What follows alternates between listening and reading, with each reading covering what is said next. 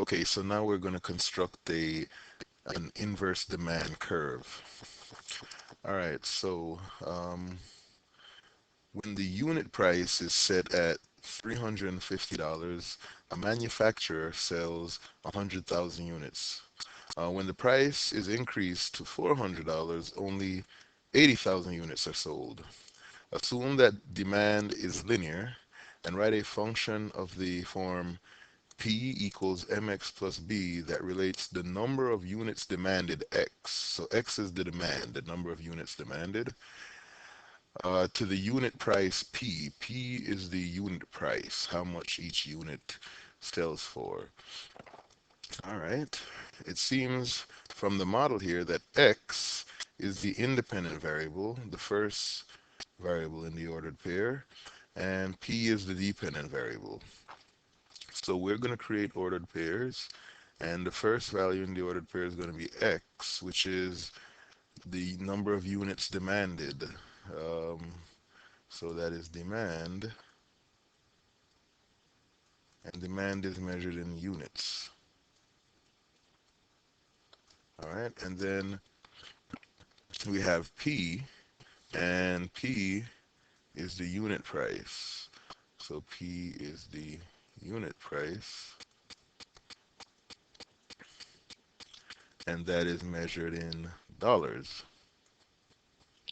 So this is what our ordered pairs are going to look like. The first component is going to be the demand, and the second component is going to be the unit price, independent and dependent variables, respectively. So therefore, the first unit price I saw was 100,000 units, and 100,000 is going to share an ordered pair with $350 for a unit price. $350. All right.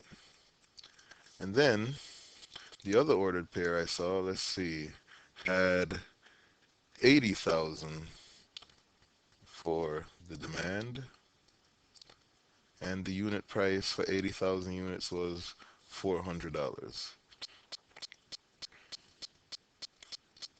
So there I have my two ordered pairs, and I want to come up with an equation of this form, P equals mx plus b, and it's a linear function, so the slope m I can find by using the equation y2 minus y1 over x2 minus x1.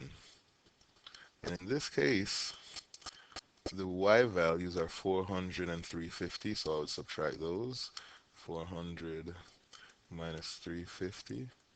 And in the same order, I'll take the x values, 80,000 minus 100,000. 80,000 minus 100,000.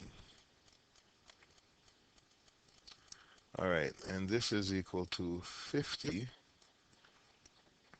over, and this is negative 20,000, which actually works out to be, uh, let's see, this works out to be 50 over negative 200,000 is negative 0.0025. So that is our slope. And the only other thing we need now is the y-intercept to get the equation of this form. M is negative 0.0025 x plus b. So we've replaced m because the formula they want us to have is in this form, and we have found m, and we replace it into the formula. And then now we need to find b.